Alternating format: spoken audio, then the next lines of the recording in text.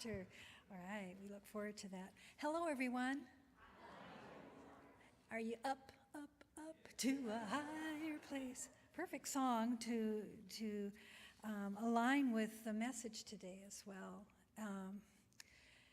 This message is important to me, and I hope and I know that it will be received by you in the same way, because I believe in all of you and why you're here, why you practice what you practice, and why you come and support our center, because you want to be in a world that aligns with your values, that aligns with the truth, the deep soul truth that weaves its way throughout millennium and time ahead and time past. So thank you, Damien, for reading the powerful message from Cindy Grimes, because she opens up this conversation that we squirm from, because the title of the talk was supposed to be Kindness in a Cruel World. And I just couldn't bring myself to put that in print. And so I just wrote kindness. Why not? Just kindness. But I know that we are all experiencing these moments where we feel like things aren't going our way, or in a way that would be of service to all. So I hope in my words of heart that they touch yours in a way that we go beyond our own personal boundaries, where we go into a place, into a realm that we see more clearly, more deeply, into a truth that is longing to be revealed because it's already so true. And Damien started it off, but with Reverend Grimes' interesting perspective on this, and that all stems back to kindness. We have the wisdom of this time period is to, this month, is to work on the principle, and I'm trying to find it here, I got too many notes, is love, compassion, and caring. You know, I'm going to move that pin that's just dropped between my legs, because I just know I have feet karma, and it would be me that would trip on a pin. Standing still, I would. So that's the still small voice that said, you better pick that up. You're going to be sorry later. Love, compassion, and caring is the message for August. So think about this. We embrace love as the self-givingness of God. I love the way Ernest Holmes brings us that definition of love itself, the self-givingness of God to all creation, moving through us into expression as compassion, caring, mutual respect, and kindness. We express interest in and support for the well-being of ourselves and others. We express unconditional love when observing the suffering of others, and do what we can to give aid and show compassion. That's our mission. That's one of the precepts that we have aligned with and our hearts sing to. So what is it about being kind in a cruel world? There is the wisdom of recognizing first that it begins with you. And one of the books that they referenced this month to kind of look into is the Kindness Handbook by Sharon Salzberg. So she points to those moments where you recognize that you have those contracted moments, those moments where somebody says something and suddenly you find yourself offended. Sometimes it can be so innocent. Sometimes it can be very cruel. Sometimes it can be done on purpose. Sometimes it can be done unintentionally. But just notice the times also that you grow impatient with a loved one, impatient with the way the news is being expressed out into our world. Notice what annoys you out in your world, because we're all doing great work when everything's going our way, right? You know, everything's just fine. What am I even talking about? But it won't take long in this day that you go out there and something's going to poke you. It's the way humans are with one another. We poke. We poke because we're trying to see if we're awake, right? And awake in a deep spiritual way. So Sharon Salzberg in her book explores the insight and clarity with which kindness for ourselves and others can steer our life. So this is some of the things I'm going to be speaking to are transformative in their practice. They already flow through you. You already know in the moments where you're still and calm and you've done your morning practice, where You're sitting with love itself in whatever form that is for you. Could be movement, could be a walk out in nature. It could be tilling your garden. You do a spiritual practice when you start to allow yourself just to realm into that place of truth. So we recognize kindness there, kindness towards ourselves. It's always your companion. And you recognize when it awakens in you a greater joy. But what is it saying to you when you meet that trigger in life, when suddenly all your intentions go out the window? Sort of like your New Year's resolutions. I'm still working on the same ones when I look at my journals from 1980. I'm thinking, gee, I've really grown this way, but not in the way that, drinking more water and exercising. So I'm going to ask in this talk for you to explore some of the ways that you have allowed your world to build up around you.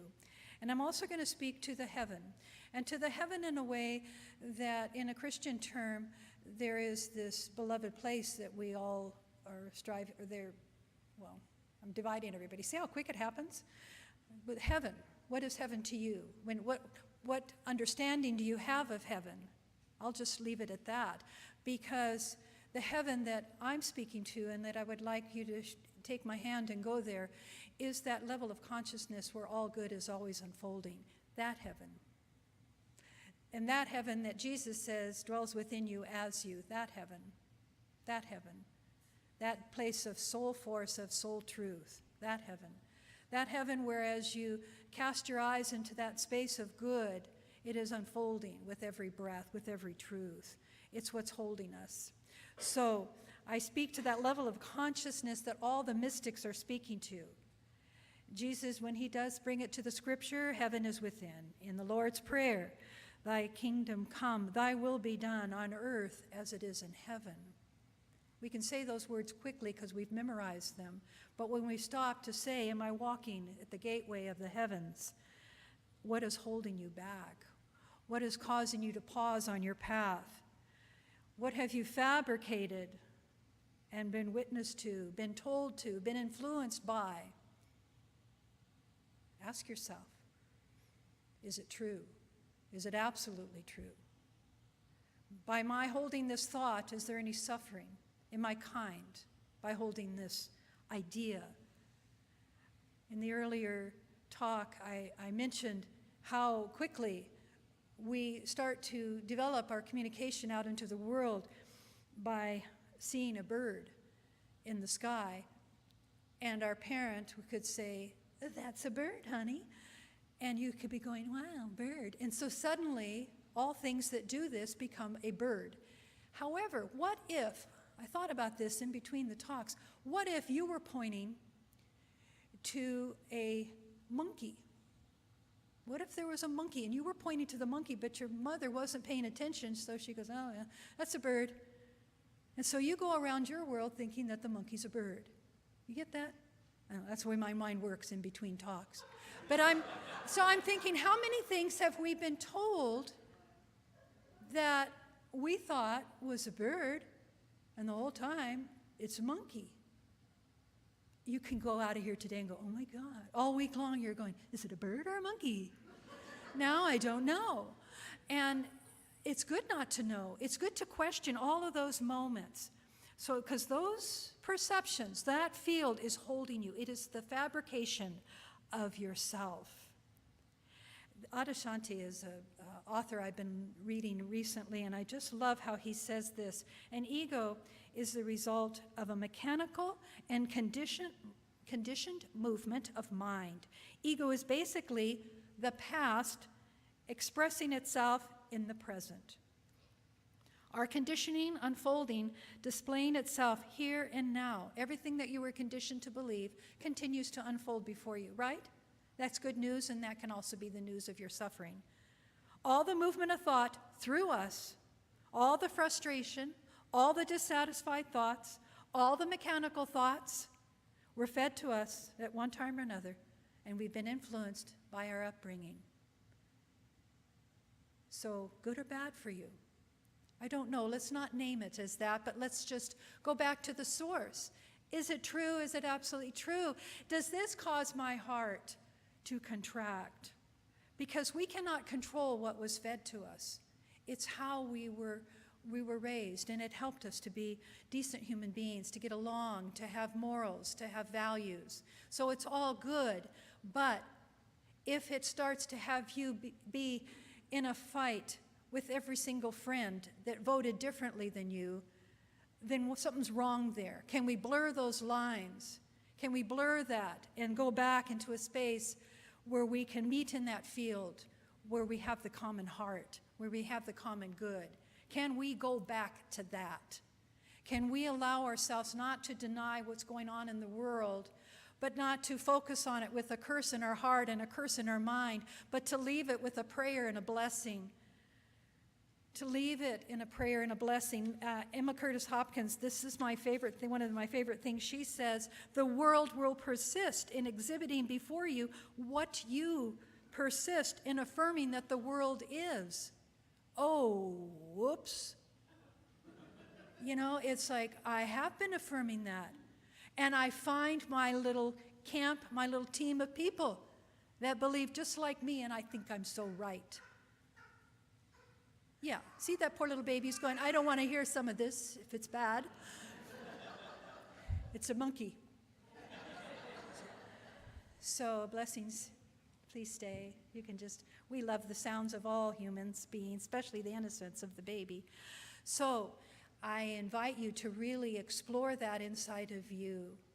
I'm not trying to shame you for having your feelings or your way, because I'm right there with you. But I don't want to be. I don't want to be. I don't want to be separate from my people, from all people.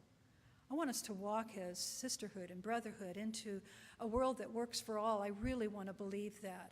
And I also want to recognize that what we're fed is influencing our idea that the whole world is cruel and bad, when it's really not. There's so many beautiful stories. There's so many beautiful babies being born. There's so many beautiful pets being adopted. There's so much less cruelty to animals and to children because of the way we have spoken up for things that aren't filled with kindness. So let us remember what mechanical things we are operating from. And you'll know those because those are the moments you're triggered and you're uncomfortable with somebody and you want to argue. And there's a way to still state yourself, to know your truth, and speak it with kindness. We cannot control or manipulate where our mind's going to go. We can't control how we're going to feel in a moment in time. We can do our spiritual practices and cultivate that true heart. Yes, that's so important daily. When you set your intention for your day, don't just get up and start living your day. Set your intention. May I deeply listen. May my words be spoken with kindness. May I pause long enough so my words don't harm anyone. May I speak my truth so it makes a difference in the world. We want to know that what we're feeling. We need to know what we're feeling, but then what to do with those feelings, because we cannot control the behaviors around us. Seriously, we can't control the behavior around us. And we so want to. But they too are all being influenced. Everyone is living partially in a trance state of consciousness. And this is where the mystics and the teachers, and this is why we study scripture, this is why we set our intention and we pick up some material that supports that truth and allows our heart to rise up, up, up to that higher place. I love that song, it's so timely. And these people that we spent time together in retreat, we remembered this truth, up, up, up to this higher place. And this is where I'm going to invite you to go with me, where Emma invites you as well, up to this higher place, up to this place of deep knowing, so that when we are triggered, it's just to wake us up. It's just a poke to allow us to know, what would love do here? What would love do here? What is happening oftentimes, and what is not happening? What is happening and what is not happening is simply believing what we think. An experience is nothing more than that. We can still live through our experiences. We can still live through them, but this truth is living in us. And we have to question, do we really want to believe what we think, and do we want to identify with it? Do we want to identify with an outside source that causes us to contract? How can we blur those lines? How can we learn not to label everything? Because as soon as we label it, we have limited it. As soon as we have classified a group of people, we're not listening. It's hard sometimes. It's hard to listen. But to reverently, generously listen with your whole being is where we begin to come to common ground. So recognize the sense of self that dwells within you. I love this description by Anade Shante. He says, this self that I speak of, and this consciousness that I take your hand with me to join, is like a perfume that permeates our being, that permeates this structure of what we have built up around us, this deep self, this deep truth. This love is like a perfume that permeates our experience. So let us drink in that fragrance. Now, stories are stories, and I found this particular message that came across my path this week very interesting, because I realize I'm up here going, wah, wah, wah, wah, wah, and some of you are hearing wah, wah, wah, wah, wah, and your mind's going all over the place, and I can appreciate that. Sometimes that happens to me when I'm in the audience. And then you might pick up on me again and going, that makes no sense what she's saying. It's because you were only half here for half the time, and I don't even know what I'm saying half the time, but there's a place of deep knowing. So I want you to just recognize we only have so much memory retention. So this research was done in a lab. You can tell a story in 30 seconds. This is what they did to a group of people. They told their story. A 30-second story is all. That's not long, okay? We're going to tell the story. All you guys need to do is to remember it as accurately as you possibly can. 30 seconds? You all are thinking, I can do it. Take me on, 30 seconds. So, in 1 minute, they were asked to repeat the story. Then in 5, then in 30, then in 60, 12 hours, a day, 2 days, a week, 2 weeks. You know what? Even after 2 minutes, there was no original story left. From all the people, they couldn't tell the story again. Something was left out. Things were distorted after a minute. So just think about that. What you perceive, you're hearing from the framework of your upbringing. That's already distorting it a little bit. Oh, so maybe I should just be quiet.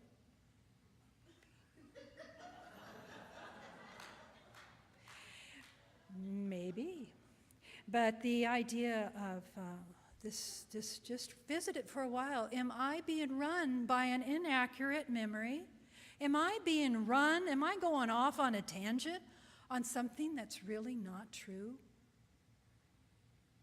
Kind of allows you to pause long enough, because the idea of our past, and how many times have you heard this in families when your sisters or your brothers will say, oh, remember when? And you're going, no, that never happened.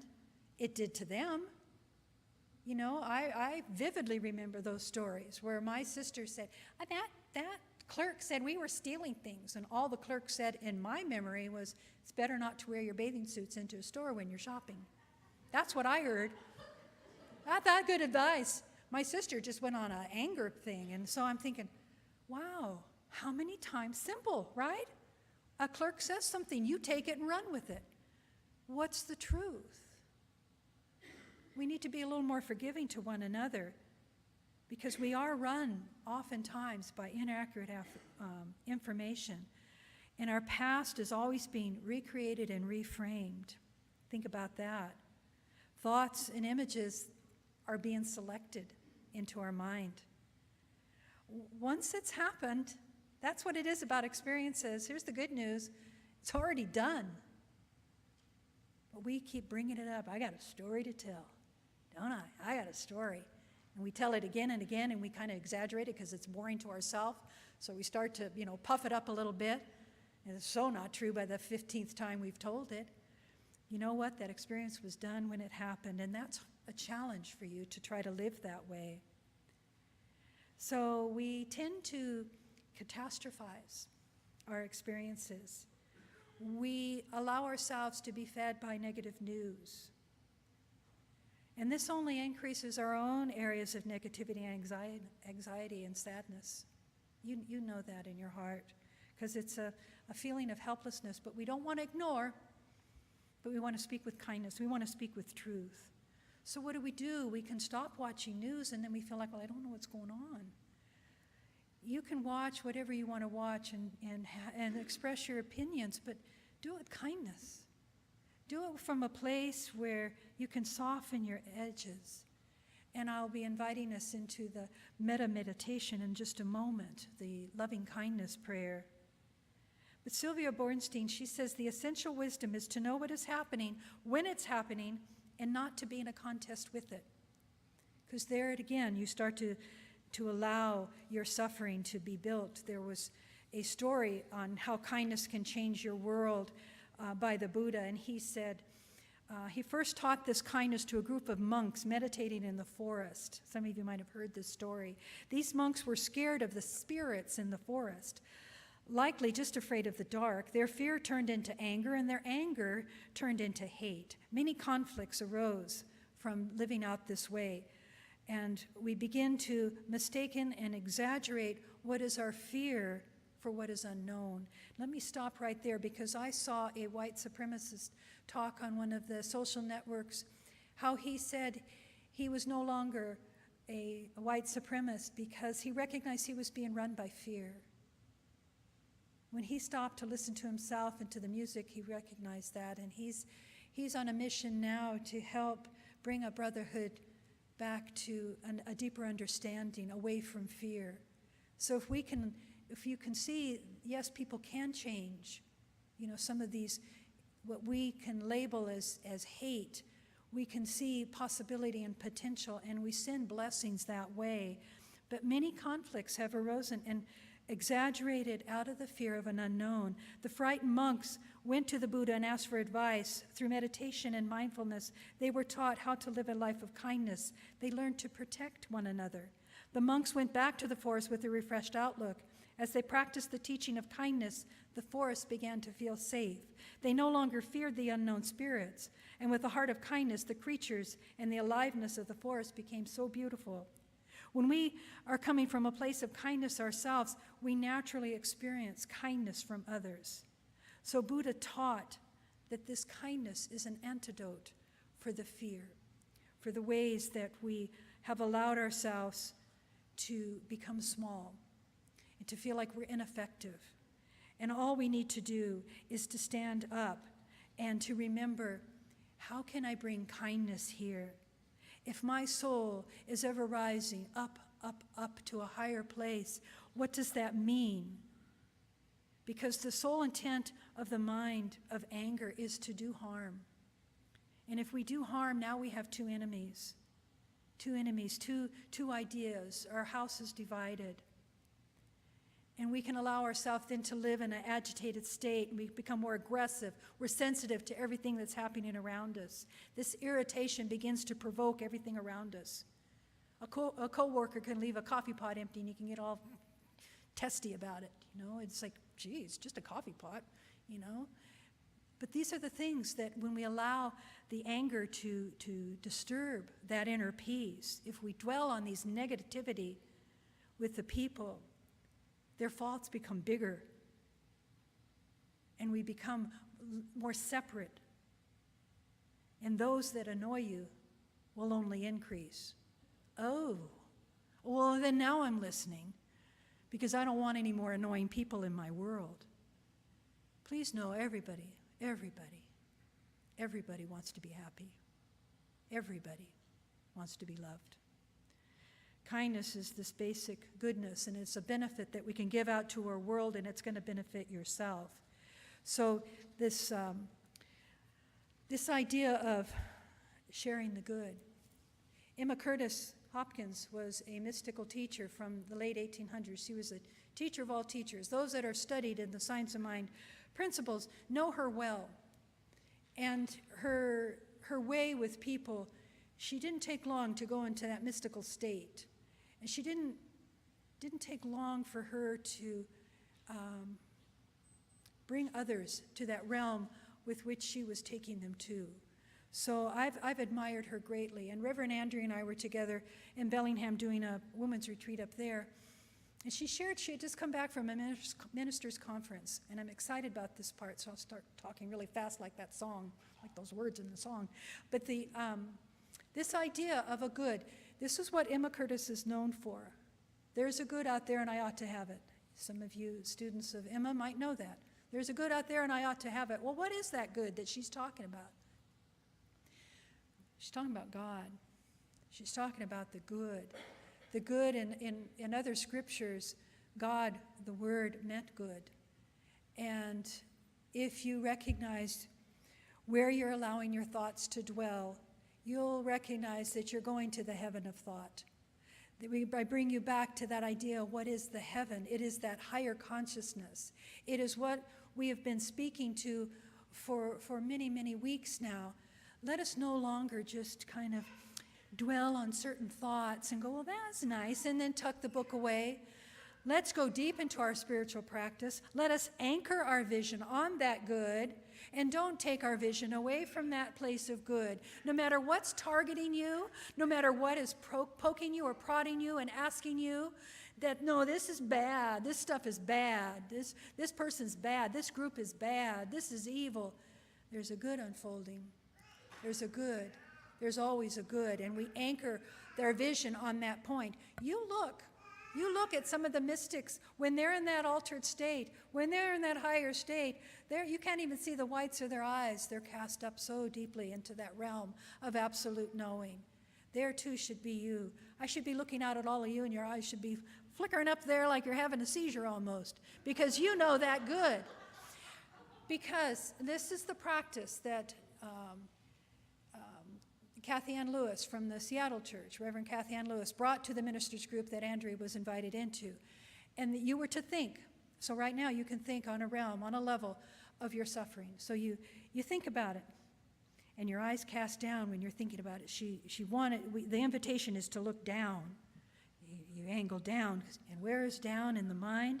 You're down in that reptilian brain, folks. You're in that place where, really sucks. You're kind of in there. And you kind of build your story there. You build your reaction and your emotions there. Then the invitation is to look out.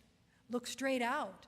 Now you're starting to use some of the higher areas of the brain, the ones that figure things out, the ones that go from left to right, the ones that have the right brain creativity and the left making sense out of it. And you're going, oh, there's a solution here. There's a solution from point A to point B. I'm still feeling the suffering a little bit, but then you look up. You look up into that mystical realm. You look up into the heaven of your heart. And you look up and you hold it there. I guarantee you practice this at home. Watch it. Watch it transform. Suddenly you're going, well, I don't quite feel as engaged up there as, like, I got to go do something. I'm seeing the good right there. Let us focus on the good. The Buddha says we can do it. He says, abandon what is unskillful. One can abandon the unskillful. If it were not possible, I would not ask you to do so. If this abandoning of the unskillful world would bring harm and suffering, I would not ask you to abandon it. But as the abandoning of the unskillful brings benefit and happiness, therefore I say, abandon what is unskillful. This is the Buddha. Cultivate the good. Where's the good? Let us focus our hearts on that which is true. It is the cultivation of the good. If this cultivation of good would bring harm and suffering, I would not ask you to cultivate it. But as the cultivation of the good brings benefit and happiness, therefore I say, the Buddha, cultivate the good. Stay in the good. Let your spiritual practice, let your intention of the day, when you rise in the morning, let's not look down, except to be safe. Don't trip on pins. Let's be safe, but watch yourself, elevate your consciousness to a greater understanding. This world is evolving so quickly, And we are masters of this. And Reverend Pam each Thursday has a meditation that you can sit in the presence of that. I do one every other week. There's the Buddha Sangha that meets on Wednesdays, so you can be in a group of others that are holding that good, working that truth, holding on to principle. Because as you allow this kindness to be that which leads your heart, it becomes natural and a natural, spontaneous response to every situation. Wouldn't that be lovely? Never to be triggered again into distaste, dislike. You don't believe like me. Let it go. Practice the kindness. True success will follow that level. Because remember, as Emma says, the world will persist in exhibiting before you what you persist in affirming in the world. And she also says, I do not believe in a mixture of good and evil in the world or in myself. Be kind to yourself as well. All is good. All is good. And when you anchor in that thought and you allow whatever had taken you into a contracted state and say to yourself, what is good here? There is a good unfolding, and I ought to have it. I ought to know it. I ought to recognize it. And guaranteed you will. Through that spiritual practice, you will. There's one thought I found so clever, to recognize this idea of kindness to yourself. You are the one. Imagine meeting someone who laughs at all your jokes, has similar taste, really grasps your take on things. This person understands all your hopes and fears. In short, this is someone who really gets you. Yeah, how'd you feel? How's the person next to you like that, huh? Well, you probably feel pretty ecstatic. But you need to know there's only one person in the world who completely fits that description. And he or she is right inside your skin. That's someone you can really learn to love. The person right inside your skin. You know, I got such a kick. Yesterday we had our NOC event, our Nourishing Your Community, and we took 16 people and embarrassed them out in the community in teams of 4, and they had to run and do all of these crazy things and film themselves doing it. But even in the instructions, I kept them trimmed down enough so that they had room to interpret within their group, and I was curious what would happen. And there was a moment where people were saying, well, no, that's not fair. You took a picture of your people in front of this church. And they said, you weren't supposed to do that, it says. And right, Sue? I didn't say anything because I knew it didn't, and I didn't want them to look bad or wrong, but I just, because it did only say that in one place where I said they had to go do something goofy in front of 3 fountains, but not one here. But the church was up to them. And so they took that, and I don't know if you ran across the wild and crazy people singing God Bless America on the River Trail and blowing bubbles, blessing the world. We did good yesterday. We did good. Because wherever we laid our tracks down around Reading, these 16 people, they left a blessing. They left a trail of joy, of happiness, of good. And I just honor them for doing that. It takes courage. Because I was putting down things I wouldn't do. But group energy brings out something so much more powerful. So let me just end this sharing with you, because I think you get them. I think you get it. Because I see you holding to truth. It's why you come here. Let me know of my way. It's been my prayer. Let me know my way here. Why am I here again? Why am I small? Let me know the way. What would kindness do here? Ernest Holmes says, ultimately, we shall see that the universe rests on the shoulders of love. That God is love, and that all the errors of man are the result of the ignorance of his own true nature. The happy outlook of life is always constructive. The understanding heart is always filled with sympathy. It's always filled with a helpfulness towards all. An evolved soul, and that's what you are, judges no one, condemns no one, realizing that we're all on the road of experience. We just had another experience. We just lived it. We're seeking the same goal, and we ultimately will find your true home in your heaven, looking to the good. So I would like your little tinkling keys to take us deeper into our heart space, because the prayer of loving kindness, and I take this particular one from Jack Kornfield's work, but because the whole prayer is, so join with me as the music starts and you drop into your heart.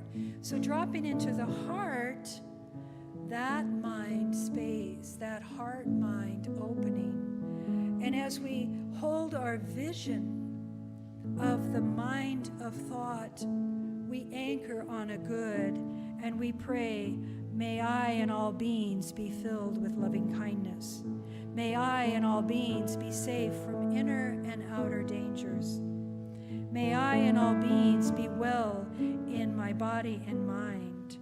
And may I and all beings be happy and free. We take our intention there, and then we place into that realm of good, we place ourself. We see ourselves in our wholeness, in our light body, in all that is true, in our expanded state. And we pray, may I be safe, may I be happy, may I be healthy, may I live with ease. And when we feel that deep calm, that perfume of love wash through us, we take our beloveds hand in hand, and we speak this truth to them. May you be safe, may you be happy, may you be healthy, may you live with ease. My beloved, my child, my pet. And then we go into the strangers of our world, those that don't really give us any kind of trigger. We just acknowledge people. May they be safe, may they be happy, may they be healthy, may they live with ease. We're in that realm. We're expanded. We take the hand of what we thought was an enemy. We take the hand of that politician, that world leader, that political group, that group of cause that we don't especially align with. But we don't close down. Oh, we stay open. We're going to the good. And with our whole heart, we say, may you be safe, may you be happy, may you be healthy, may you live with ease. All the enemies of my heart. Lay down. Lay down in your own self. Humble yourself to speak that word and leave it there. If you disagree, you disagree. But leave it in a blessing. I disagree. But may you be safe. May you be happy. May you be healthy. May you live with ease. And you come back into your own heart, having been so willing to lay yourself down.